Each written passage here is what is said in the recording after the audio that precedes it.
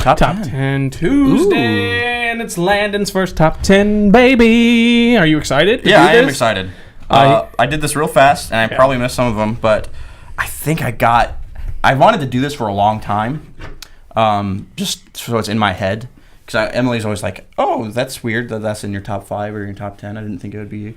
No, this is my top 10s, my most favorite top 10 games of all time. Ooh, damn. And I have 5 honorable mentions and 1 dishonorable mention on there. Oh, dishonorable. Yeah. It's a guilty pleasure. Is it dishonor? It's a guilty pleasure. It's a guilty pleasure. This is tough for me because, we always do the top 3 at the end of these. And I know this is now 3 weeks in a row of all games, but... Don't worry.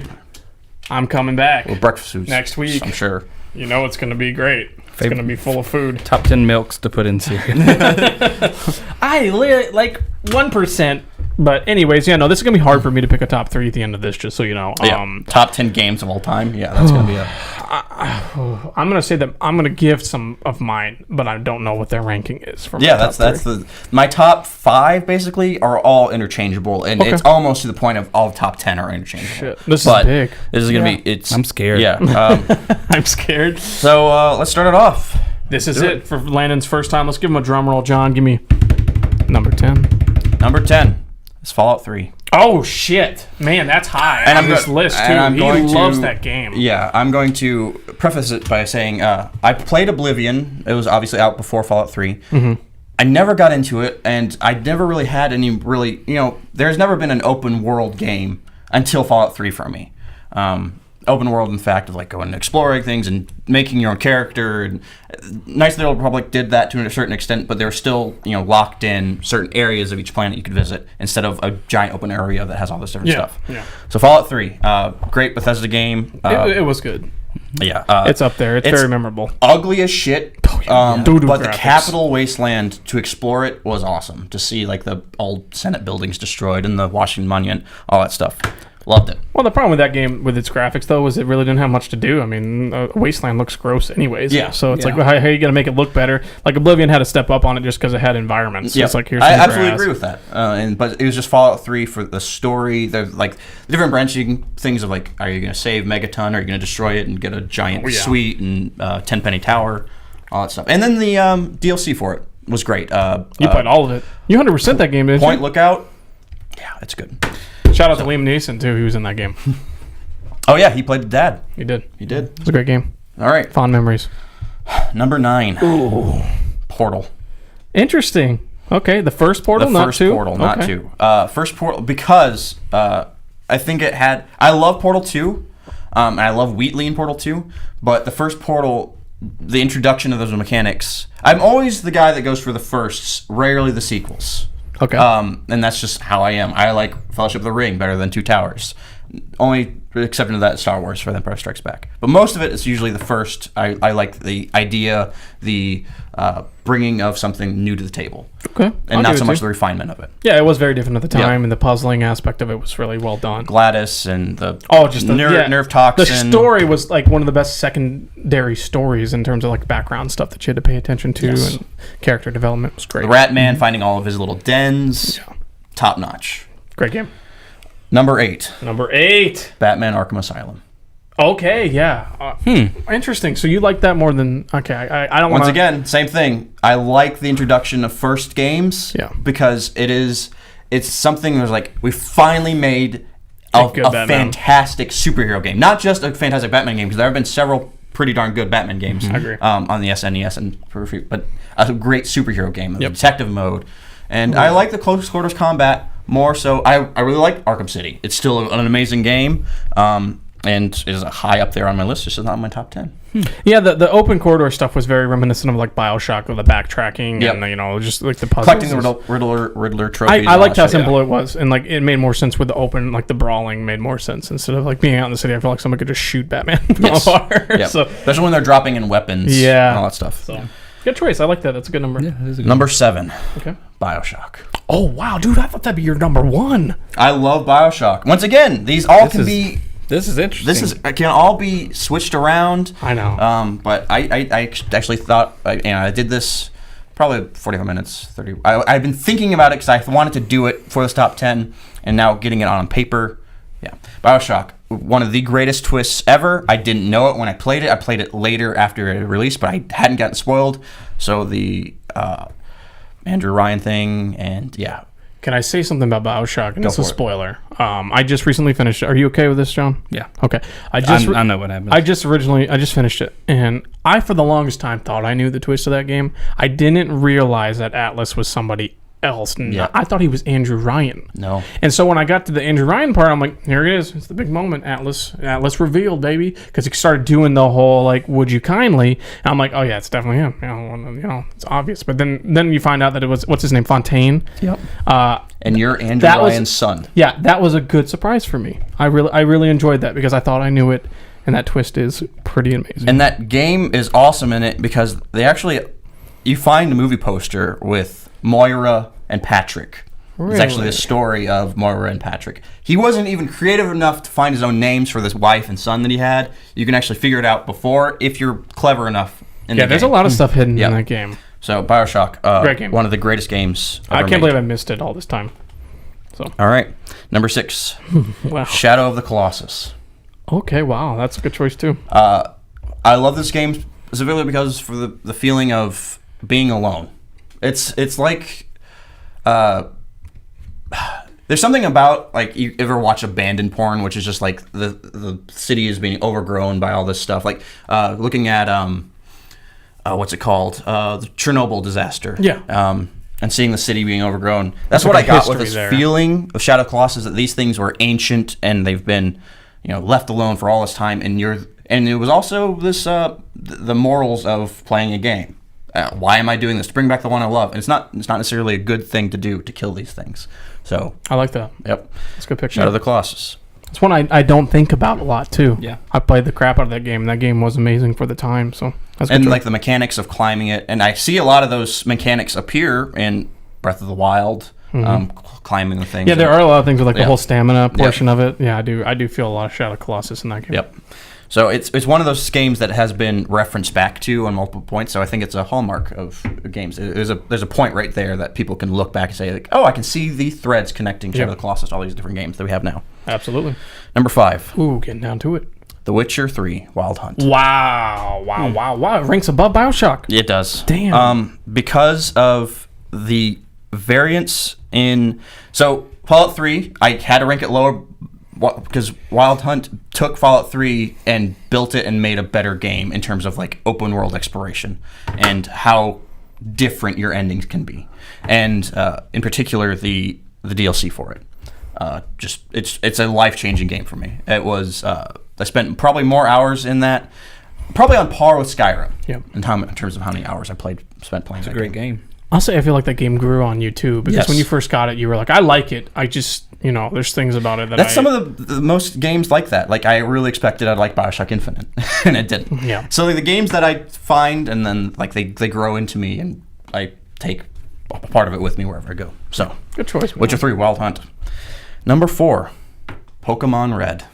Oh, wow. You can recall Red and Blue, whichever it was. I became a Pokemon fanatic right then and there. Started it all. I got a VHS shipped to me from, I think, Toys R Us, something like that had the opening sequence of the Pokemon anime and told me the game was coming out and the anime was going to be appearing on Saturday mornings. And that started my Pokemon craze. I went out immediately, asked my mom. I bought a Pikachu and Raichu little toys. They were in like these Master Ball clear cases. Had Those were that awesome. before I even bought the game. Got the game, immediately wanted blue, and immediately got yellow after when it came out. So yeah, Pokemon Red and Blue. Started it all. Great games. I can still go back and play them today. I like that. What about you, John? Are you a red or blue guy? I had both of them, but I started off on blue. Yeah, I think I started on blue too because he had red at first. And I started like, I gotta get blue. I gotta be different than Landon. Yeah, Red with the Super Game Boy in the SNES. Oh, yeah. Top Good. notch. Yeah, there you go. Top notch. Good times. That's a good pick. Number 3, Top 3. Halo Combat Evolved. Oh, wow. Okay. Yep. I agree. And which is interesting to me because I had we just did that last week With the Xbox, where I yeah. said Halo Combat Evolved was number 2 compared to KOTOR, and KOTOR does not appear on this list at all. No way. But on Xbox, that's the difference between all-time games. Like if I just had an Xbox and I had those 3 games, I'd be set. But if I have all my systems that I have, these are the 10 I want. Yeah, I'll give it to you. I mean, it's one of those games. Combat Evolved, mostly because, I mean, it was fun as hell playing with you, man. Oh, yeah, that was a And good time. going back and having the remastered edition that came out, great. Wonderful. Loved I'll it. shout out to one game we forgot last week on that Xbox list before you keep going. Was What's that? Republic Commando. Oh, dude, yes. Like, I don't know how we missed that. Oh, yeah, that was a great game. It is a good game. So, honorable mention. So, yeah, Halo Combat Damn, Evolved. number 3. Number 2, What are the other two? I'm curious. Let's Metal go. Gear Solid 3 Snake Eater. Damn, Metal Gear Solid 3. Yeah, that's controversial right there. A lot of people don't. I mean, they don't like that game for some reason. It was, once again, it was an open world game. Not necessarily open world, but there's still these different areas. And the amount of Easter eggs and time put into that Hideo Kojima does in all of his games was phenomenal. Insane. It was my first real experience with Metal Gear, so that's probably reason why it jumps up. But like the camouflage system and finding the Tsuchinko, which was like a fat snake, you can actually find it. It's a Japanese mythical animal. Did that as a kid. You could eat it. You can eat it. Because it's Snake Eater. That's awesome. Loved it. Loved that game. that's a It good was my choice. first M-rated game I ever owned. I remember that. You were excited about it. Snake Eater. Great there you game. go. Kept you waiting, huh? Ooh. Number This is one. number 1, John. This is a big deal. Number one. You want to drum it in, John? Actually, do we want to go ahead and do the mentions? Oh, yeah. All right. Before I do number 1, honorable mentions. That way we kind Yeah, of... that works. Because I want to hear what I'm going to do else you these got. real fast. Legend of Zelda Breath of the Wild. Okay. Quickly becoming one of my favorite games of all time. Okay. Number 2, Mega Man X. And to some extent, the PSP remake, Maverick Hunter X. Okay. Maverick Hunter X introduced the Hadouken upgrade, which you actually could get Ryu's Hadouken in that game, which was awesome. nice. Mega Man X, love that game. Yoshi's Island. Okay. Great game. Fourth one, Braid. Okay. Jonathan yeah, Blow. you were big on that game back in the day. That game hit me hard, and it still is, like, going back and listening to that music, what he did was phenomenal. And number 5, Metroid Fusion. Got me into Metroidvania games, and really the last true Metroid game we've ever received Okay. from Nintendo. I agree. And, I agree. So I want more Metroid, please. Now, were any of those your dishonorable mention? No, or- my dishonorable mention and guilty pleasure, Dynasty Warriors 4. 4. Number 4. I had a feeling it was a Dynasty Warriors game. I got the demo in a EGM or something like that for PlayStation 2, and I broke the demo. I got out of the area that they wanted me to be in, and found whatever. So Dynasty Warriors, that started me. Picked up Dynasty Warriors 4. I've not looked back once. Every Dynasty Warrior game that I get, I enjoy thoroughly. That's and it. They're terrible. I bet you really want to play Hyrule Warriors. Oh, hell yes. Yeah, Hyrule Warriors. They need I to would bring like that it to over. be over on And the Switch. Fire Emblem Warriors. Well, yeah. I'm gonna be happy with those. I'm really happy with those games. They are stupid. They have no good story, really. Nope. I did read the Romance of the Three Kingdoms because of that. So, because it is actually a historical thing. But yeah. So that my guilty pleasure, dishonorable mention. Historical Dynasty to the Warriors 4. fact of one man taking on Yeah, Lu several thousand people. 7,000. which most of the Chinese generals just fight. Yeah. Yeah. I think I know what your number 1 is. I'm not going to say it, though. I mean, you probably can see it. Is where I can't. I don't have my glasses on. I can't see it. Number 1, Jack and Daxter, the precursor. Really? Holy shit! I didn't know it. That's a good. That's Wow. a really good choice. Well, I like what do you that. think it was going to be? I thought it was gonna be Skyrim, man, No. because that wasn't even make the list. Nope, doesn't make the list. Damn, you Skyrim played- is an amazing game.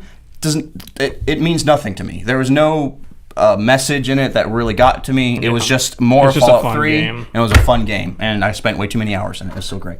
But Jack and Daxter Precursor Legacy. That's a good choice. You gave that game to me as a birthday gift, and there's just it never really spoke to me. But to the point of, like, there's no real message to it, but it's fun as hell. The beautiful. collectible is great. It is still a gorgeous game. Even on PS2, it's still pretty because of how colorful it is. And really just I played Mario Kart, but as a collectathon, I think Jack and Daxter beats Mario 64 in terms of just like It's a pure how platformer. it felt. Like the jumping mechanics were spot on. You had to rush sometimes to get precursor orbs. It's a shame that it wasn't that popular too. Yep. Like, I don't understand why a lot of people like always talked about Ratchet and Clank, because it was just one of those games that was just so well done. Yep. So I agree with that. That's a really good top 10 list, man. You brought up some stuff that I'm like, wow, that's like more. You said that you didn't have much thought into it, but I see a lot of thought. To be fair, like, those are some games that I might have overlooked in mine. Now, Johnny, do you think you can narrow this down to 3, or do I need to go first? I think I got it. Okay, I want But you to... I'm going to no throw one order? more in there. You got an honorable mention? Yeah. Okay. My honorable mention is going to be Pokemon Gold and Silver Okay. Nice. because to date, those are the most expansive Pokemon games. I absolutely agree with that. You have two continents. Kanto and Johto. You have, 250 plus Pokemon you can find. And you have 16 gyms to Yep. beat. That's- Two final, whatever they're called. Elite Fours. Yep. So that's the most complete Pokemon game. It's the one I had the most fun with. Okay. That's honorable mention. Honorable mention. I don't think I can... Order 'em. Okay. Number 3, I'll go ahead and say that one. It's Halo 1. Okay. I know I like 4 better, but Halo 1 as an experience, One of the greatest. you have to throw it out there. So that's my number 3. These other 2 I can't pick. You just gonna, I can't do you it. just gonna say So I'm them? just gonna say Ocarina of Time. Okay. It's one of my favorite Yeah, why Zelda Ocarina of Time? games. It was the first one that I had, I guess, gotten and beat, and just me trying to sit there, and you heard stories of if you wait long enough, there'll be after the ending scene when it's frozen, Yep. there'll be something. Yep. I had that thing on for 4 hours, just like. Just wanting something there, but it was. That was pre-internet days, so you Yeah. had to do it yourself. Yeah. Unless you bought the guide. Yep. That was one of the first games, and it shows even now with Breath of the Wild that you realize there was so much more to a game than just playing it stage by stage. There was so much little stuff that you could just miss. Yeah. If you just kind of went through the motions, and without me having a strategy guide, I would have never beaten it. But it was one of those that definitely left a mark on my life. The music, the Ocarina stuff. Yeah, there were songs that you could totally that you miss. could play. It's just a great experience overall. And just the environments, it was a big world for the time. Yep. You can go anywhere. Definitely. You can go anywhere. For an N64 game, yeah. I understand why it's rated the highest. I remember not having the horse yet because I didn't know how to get it. Yeah. And I was just You had rolling. to go jump the fence. I was rolling across Yep.